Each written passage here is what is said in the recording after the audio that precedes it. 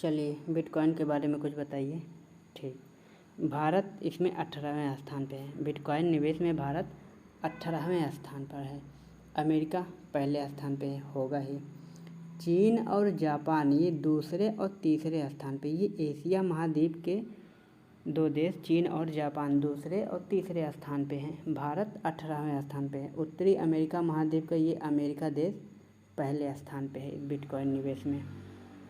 ठीक ना। तो ये बिटकॉइन है क्या, देखिए। तो सबसे पहले तो ये तो आभासी मुद्रा है, आभासी मुद्रा है। ये डिजिटल मुद्रा है, डिजिटल मुद्रा। क्रिप्टो करेंसी है ये, क्रिप्टो करेंसी। वही क्रिप्टो करेंसी मतलब डिजिटल मुद्रा। और डिजिटल मुद्रा है क्या, इसका मतलब ये हुआ कि आभासी मुद्रा है। आभासी मतलब केवल आभास किया जाएगा, ये हाथ में मिलेगा नहीं। ठीक ना। अगर ये हाथ में नहीं मिलेगा, केवल आभास किया जाएगा, तो इसका मतलब हुआ कि हाँ ठीक है, इतना है हमारे पास और इतने में इतना काम चलेगा, बस ख़त्म बात। इसे लैपटॉप या मोबाइल पे देखा जा सकता है बस। ठीक ना।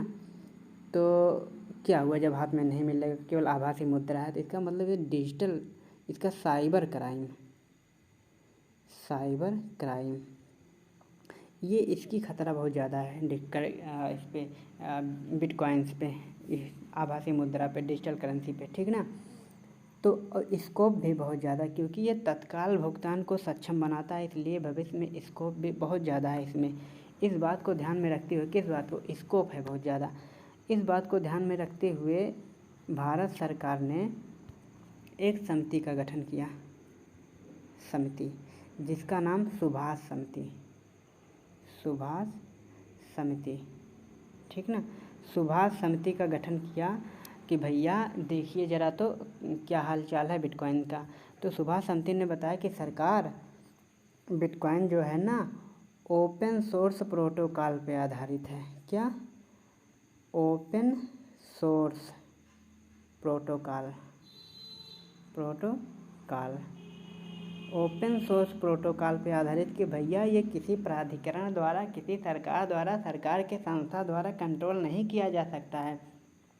ये एक देश से दूसरे देश, दूसरे देश तीसरे देश, जितने भी पृथ्वी पे देश है, पृथ्वी पे जितने भी देश है, यही नहीं, ये पृथ्वी की सीमाओं से बाहर भी जाएगा।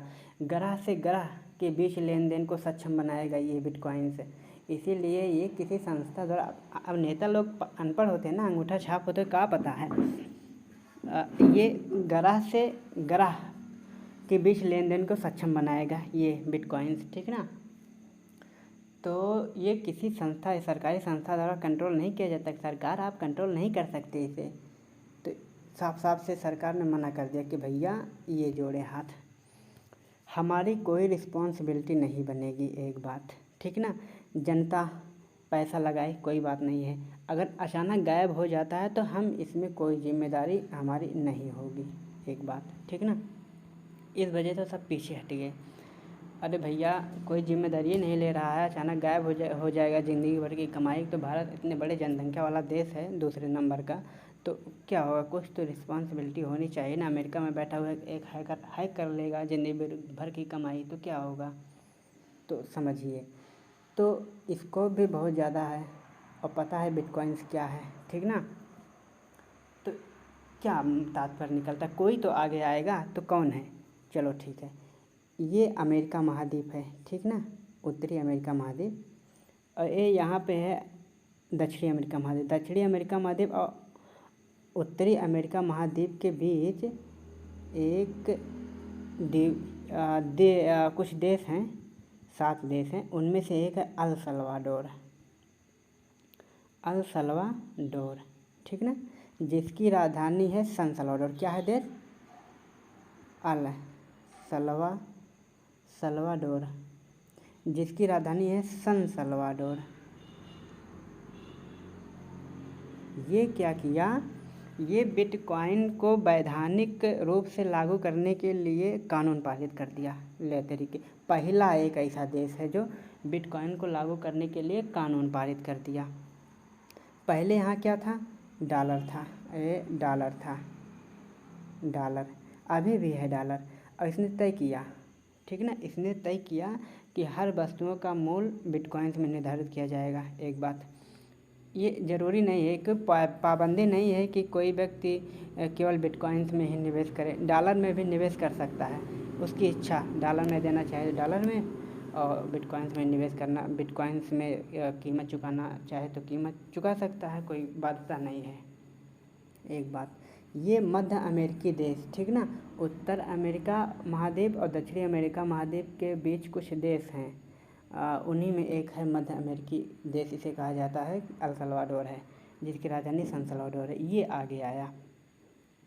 अब इसके आगे आने की खास बात यह है कि अमेरिका पहले स्थान पे है बिटकॉइंस निवेश में। एक बात ये अमेरिका के करीब में है, मध्य अमेरिकी देश है और भारत बड़ा जनसंख्या वाला देश है, ठीक, ये रिस्क नहीं ले सकता। कौन जिम्मेदार होगा भाई? जनता मतलब सरकार, सरकार मतलब जनता। एक बात तो बिटकॉइंस के बारे में थोड़ा सा देख लीजिए।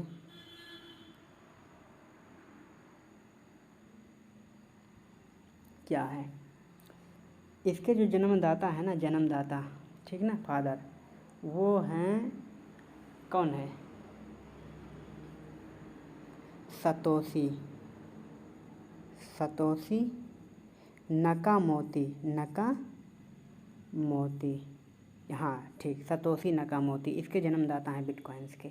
इन्होंने बताया कि एक समय आएगा ना कि डॉलर, रुपया, येन, रुपया ये सब ख़त्म हो जाएगा, हम बिटकॉइंस में लेन देन करेंगे। ये वन ओपन सोर्स प्रोटोकॉल पर आधारित है, ये तत्काल भुगतान को सक्षम बनाता है, इसीलिए भविष्य में इसका स्कोप ज़्यादा है। ये सतोशी नकामोतो ने ऐसा सुझाव दिया, ठीक है। इसका जो पहला एटीएम लगाया गया ना, वो वैंकूवर में लगाया गया। कहाँ? वैंकूवर, ये कनाडा का है, कनाडा का एक शहर है, कनाडा का वैंकूवर में इसका पहला एटीएम लगाया गया। कनाडा है कहाँ? उत्तर अमेरिका महाद्वीप के सबसे उत्तरी देश है, जो कि यूएसए अमेरिका के उत्तर में है। यहाँ पे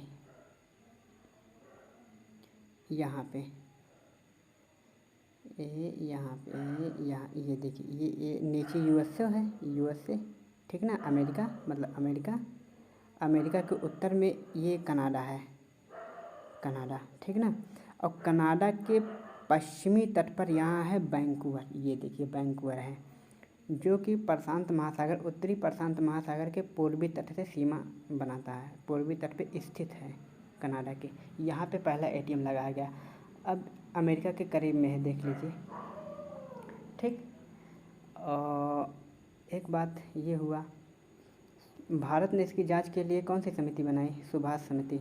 उन्होंने क्या कहा? सरकार ये ओपन सोर्स प्रोटोकॉल पे आधारित है, ये आप कंट्रोल नहीं कर सकते हो, ठीक ना। चलिए अगला करंट।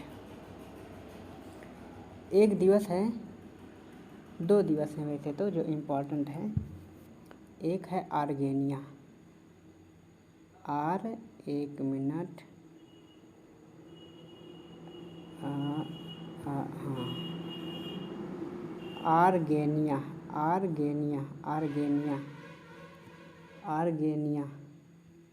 आर्गेनिया दिवस। एक है ये एनटीडी दिवस। बताइए तो, हाँ बताइए दोनों। ये अभी जल्दी में लागू हुआ है, तो इम्पोर्टेंट तो होगा ही, बिल्कुल। ये मनाया जाता है 10 मई, याद रख लीजिएगा। ये मनाया जाता है 30 जनवरी, बताता हूँ क्या है ये, 30 जनवरी, ठीक है ना, ये 30 जनवरी। ये क्लियर हुआ इतना? चलिए, सबसे पहले जो आर्गेनिया दिवस है ना, आर्गेनिया,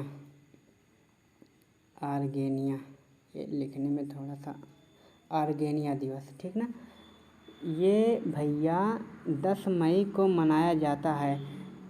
मोरक्को एक देश है जो कि अफ्रीका महाद्वीप के उत्तर पश्चिम में स्थित है, एटलस पर्वतमाला के पास, ठीक ना। ये सहारा रीजन में पड़ता है, सहारा रीजन के उप क्षेत्र में पड़ता है। यहाँ पे एक वृक्ष पाया जाता है। कौन सा देश बताया? मोरक्को, पता कर लीजिएगा, मोरक्को, ठीक ना। यहाँ पे एक वृक्ष पाया जाता है जिसका नाम है आर्गन, आर्गन ट्री। ये भैया बहुउद्देशीय वृक्ष है। विकास के जो 3 आयाम है ना, आर्थिक, सामाजिक और पर्यावरणीय, आर्थिक, सामाजिक और पर्यावरणीय, इसमें ये 3 आयाम है, आर्थिक, सामाजिक, पर्यावरणीय, इसमें ये तो बहुत महत्वपूर्ण भूमिका निभाता है, ठीक। एक ये आर्गन ट्री, और इस आर्गन ट्री से एक तेल बनता है जिसका नाम है आर्गन तेल। और इसे मोरक्को में इस तेल को, इस आर्गन तेल को क्या कहा जाएगा? मोरक्को में आर्गन तेल को liquid of gold, liquid of gold कहा जाता है, ठीक। बहुत ही इम्पोर्टेंट है इस आर्गन ट्री का। ये सहारा रीजन के उस क्षेत्र में पाया जाता है, मोरक्को देश में। इस बात को देखते हुए क्योंकि क्लाइमेट चेंज से सीधा इंटरेक्ट करता है, इस बात को देखते हुए यूएनओ ने, इसका बैठक हुआ ना 74वां, तो उसी में ये आर्गेनिया दिवस, आर्गन ट्री के आधार पर, जो कि मोरक्को में पाया जाता है, आर्गेनिया ट्री के नाम पर ये आर्गेनिया दिवस मनाता है। कब मनाया जाता है बताया पीछे, कब मनाया जाता है आर्गेनिया दिवस? आर्गेनिया दिवस कब मनाया जाता है? 10 मई को, लिख लीजिए, टपकेगा प्रश्न। चलिए ये हो गया। अगला क्या है? एनटीडी दिवस, ये भी हाल ही में मनाना शुरू हुआ। एनटीडी बताइए तो, हाँ बताइए, एनटीडी डेज ये 30 जनवरी को मनाया जाता है, 30 जनवरी को। ये क्या है भैया? देखिए तो क्या है? ये पृथ्वी है लाल, जो क्षैतिज रूप से जो एक काल्पनिक रेखा गुजरता है ना, उसे अक्षांश कहते हैं। जो सबसे बड़ा अक्षांश है वो पृथ्वी के बीचों बीच से गुजरता है, 0 अंश अक्षांश। इक्वेटर भूमध्य रेखा। एक बात, भूमध्य रेखा के दक्षिण में 23.5 अंश का जो अक्षांश है, ठीक, वो है मकर रेखा। भूमध्य रेखा के उत्तर में उत्तरी गोलार्ध में 23.5 अंश जो अक्षांश है वो है कर्क रेखा, ये 0 अंश। तो कर्क और मकर रेखा के बीच सूर्य वर्ष भर दोलायमान रहता है। सूर्य की लंबवत किरणें इन्हीं क्षेत्र में पड़ती हैं। एक बात, ठीक ना। तो गर्मी भी बहुत ज़्यादा है, तो उस उष्णकटिबंधीय क्षेत्र में ये एक रोग निदान के रूप में इसे विकसित किया गया है। इसीलिए इसे एनटीडी दिवस के रूप में मनाया जाता है कि जो भी देश इन रीजन में पड़ते हैं ना, कर्क और मकर रेखा, वो खुश हो जाए, मत टेंशन ले, उनके लिए यूएनओ है, वो देख लेगा, कोई टेंशन की बात ही नहीं है। क्योंकि प्रदूषण भी इसी में ज़्यादा है। हालांकि ये दोनों सेंसिटिव ज़रूर हैं प्रदूषण, लेकिन इसी में है, तो उनके लिए ये एनटीडी दिवस के रूप में मनाया जाएगा। अब कि वो टेंशन ना ले, कोई भी खतरा, कोई भी महामारी, कुछ भी ऐसा आता है आपदा, तो सरकार वो क्या, यूनाइटेड नेशन देख लेगा, कोई बात नहीं। यूनाइटेड नेशन का जो स्वास्थ्य सिक्योरिटी काउंसिल वो है, हेल्थ सभा है ना, वो देख लेगा। एक बात,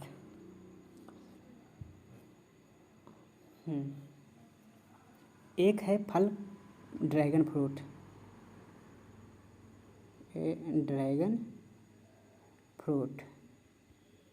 इसके बारे में बताइए तो, बड़ा इम्पोर्टेंट है। सबसे पहले तो ये जान लीजिए कि जो ड्रैगन फ्रूट ना, इसका नाम बदल दिया गया है। ये गुजरात में पाया जाता है, तो जाहिर सी बात है कि गुजरात सरकार ने इसका नाम बदल दिया। इस बात से बदला क्योंकि ड्रैगन है ना, ये मनोवैज्ञानिक प्रभाव डालता है। ड्रैगन क्या है? ड्रैगन तो चीन का है, तो मनोवैज्ञानिक प्रभाव डालता है, इस बात के लिए बदल दिया। और ड्रैगन फ्रूट के बारे में जान लीजिए कि ये बदलने की ज़रूरत क्यों पड़ी। बताया कि जैसे कि ये मनोवैज्ञानिक प्रभाव डालता है ड्रैगन फ्रूट, हालांकि फ्रूट है, फल है, कोई बात नहीं है, लेकिन ये ड्रैगन फ्रूट है, ड्रैगन के जैसा दिखता है, इसलिए इसका नाम ड्रैगन फ्रूट है। इसका नाम गुजरात सरकार ने बदल दिया, और बदल के क्या रखा ये इम्पोर्टेंट है, बताइए। कमलम, इसका क्या मतलब है? ये संस्कृत का शब्द है जिसका अर्थ है कमल, कोई बात नहीं। ड्रैगन ये कमल के आकृति का भी दिखता है, इसलिए कमलम कर दिया, और अच्छा नाम भी है, ठीक ना। इसका अर्थ मतलब कमल होता है, संस्कृत शब्द है कमलम। तो बदलने की ज़रूरत क्यों पड़ी बताया जैसे कि। और ड्रैगन फ्रूट है क्या और कहाँ पाया जाता है, इसका उत्पादक और निर्यातक देश सबसे ज़्यादा कौन है। देखिए, एक देश है, ये सबसे पहले दक्षिणी और मध्य अमेरिका में, दक्षिणी और मध्य अमेरिका में, दक्षिणी और मध्य अमेरिका में ये ड्रैगन फ्रूट पाया जाता है, ठीक ना। एक जंगली कैक्टस की एक प्रजाति पाई जाती है जिसके फल को पिटया या पिथया कहा जाता है। तो इसी पिटया को, ठीक, इस ये जंगली कैक्टस की जो प्रजाति पाई जाती है उसमें जो फल लगता है उसी को पिटया कहा जाता है। इसी पिटया को, यही पिटया सबसे बड़ा उत्पादक और निर्यातक देश वियतनाम है। कौन? वियतनाम। चीन के दक्षिण में एक देश है वियतनाम, ठीक, दक्षिणी चीन सागर से लगा हुआ है, प्रशांत महासागर से, वियतनाम। इसका निर्यातक भी है और उत्पादक भी है। तो वियतनाम में इसी ड्रैगन फ्रूट को, इसी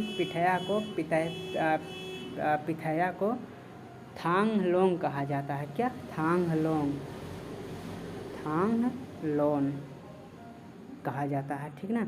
जिसका साफ साफ से सीधा सीधा मतलब है कि ड्रैगन आई,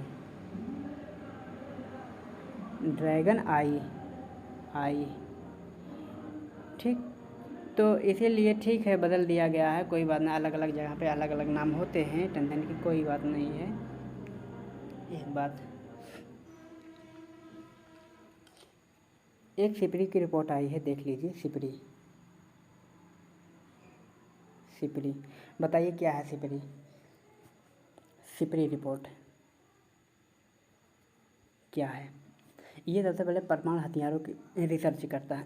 परमाणु हथियारों के बारे में ये बताता है कि कौन सा देश मतलब कितना परमाणु हथियारों को खरीद रहा है या बेच रहा है, या इनके बारे में, एक्टिविटीज़ के बारे में नज़र रखता है। इससे पता चलता है साफ साफ कि कौन सा देश ज़्यादा अग्रेसिव है लड़ाई झगड़े के लिए। तो सबसे पहले तो स्टॉकहोम की संस्था है। आई मतलब इंस्टीट्यूट, संस्था, यस मतलब स्टॉकहोम, आई मतलब इंटरनेशनल, पी मतलब पीस, आर मतलब रिसर्च। सबसे पहले तो ये एक संस्था है, आई मतलब संस्था, ठीक ना।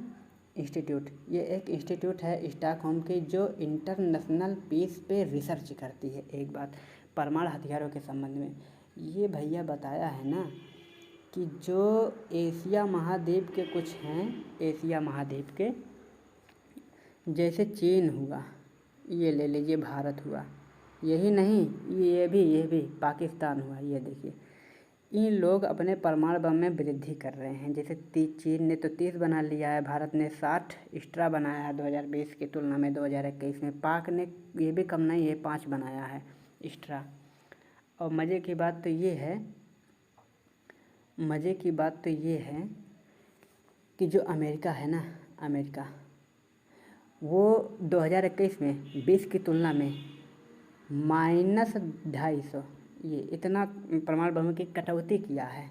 और जो रूस है ना, रूस, वो -120 की कटौती किया। हो सकता है ऐसा, हो सकता है।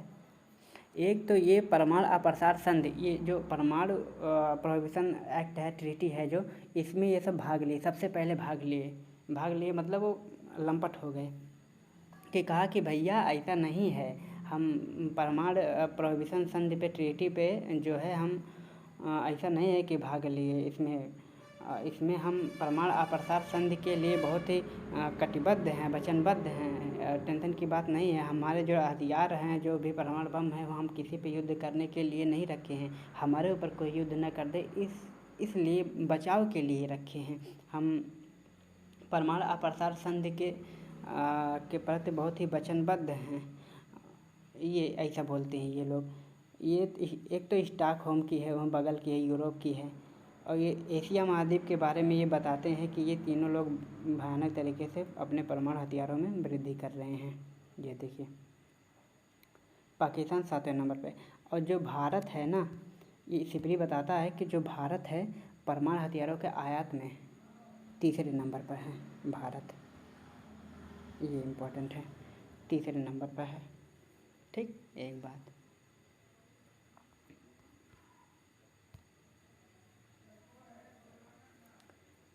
नैनो स्नीपर क्या है? नैनो स्नीपर ठीक है, स्निफर, ठीक है। नैनो स्निफर क्या है बताइए। ये एक्सप्लोसिव ट्रस डिटेक्टर है, ठीक ना। ये परमाणु बम, जैसे मान लीजिए कोई बम रखा है, ठीक ना, बम, ये इस बम को, ये नैनो स्निफर इस बम को 10 सेकंड से भी कम समय में ट्रेस कर लेगा, एक बात, ठीक। ये नैनो स्निफर, ये खास बात ये है इसमें कि ये सूर्य के प्रकाश में भी, जैसे मोबाइल आप सूर्य के प्रकाश में देखो, चलाओ, नहीं चला पाओगे, लेकिन ये सूर्य के प्रकाश में भी स्पष्ट रूप से दिखाई देगा। ये डिजिटली है पूरी तरीके से, बम को 10 सेकंड से कम समय में भी पकड़ लेगा, ठीक। और ये मेड इन इंडिया, ठीक ना, ये पहल पर ये आधारित है, ये पूर्ण रूप से इसे भारत ने बनाया है, भारत ने। एक बात, एक नदी है, एक बांध है, बताइए, थोरोगार्जस डैम, थोरोगार्जस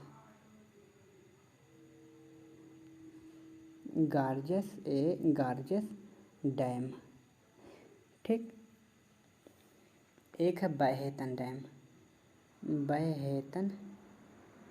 डैम, ये दोनों इम्पॉर्टेंट है इस वजह से, क्योंकि ये बहेतन बांध, ये भैया अभी जल्दी में बना है। दुनिया का सबसे बड़ा हाइड्रो पावर, दुनिया का दूसरा सबसे बड़ा हाइड्रो पावर प्रोजेक्ट है। अगर ये दूसरा है तो पहला कोई होगा, ये पहला है। थोरोगार्जस डैम ये पहला है, इसलिए दोनों इम्पोर्टेंट हो जाता है। ये दोनों है कहाँ पे, ये बताइए, ये इम्पोर्टेंट है। जो थोरोगार्जस डैम है ना, थोरोगार्जस डैम, ये चीन में है, दोनों चीन में है। मज़े की बात ये है, और हाइड्रो पावर प्रोजेक्ट हैं ये दोनों तो चीन में है। पहली बात, ये चीन में है। एशिया की सबसे बड़ी नदी जो है, जो पूरब की तरफ प्रवाहित होती है, चीन प्रशांत महासागर में जाके गिरती है, वो है यांगत्से नदी, ठीक। क्या है, यांगत्से नदी। इसी यांगत्से नदी पे ये थोरोगार्जस डैम बनाया गया है, जो कि दुनिया का सबसे बड़ा हाइड्रो पावर प्रोजेक्ट बांध है, डैम है, ठीक ना, है सबसे बड़ा हाइड्रो प्रोजेक्ट है ये चीन में है। कहाँ पे है, यांगत्से नदी, ठीक ना, यहाँ पे है, इसी नदी पर है, चीन में है, एक बात। और जो अभी बनाया गया, ये तो पहला है, दुनिया का सबसे बड़ा है, ये पहला है, पहले स्थान पे चीन में है। और दूसरा जो बनाया गया है दुनिया का दूसरा सबसे बड़ा हाइड्रो पावर प्रोजेक्ट, वो है बहेतन। क्या है, बहेतन डैम। ये भैया एक तो दूसरा है, चीन में है, ये भी चीन में है, टेंशन मत लीजिए, ये भी चीन में है। ये किस नदी पर है ये बताइए, ठीक। यांगत्से नदी जो एशिया महाद्वीप का सबसे लंबी नदी है, पूरब की तरफ प्रवाहित होती है, इसकी एक सहायक नदी है जिसका नाम है जिन्सा। क्या, जिन्सा। इसी नदी पर ये डैम बनाया गया है, जिन्सा नदी पर। जिन्सा नदी यांगत्से नदी की सहायक नदी है। ये दोनों डैम आप याद रखिएगा।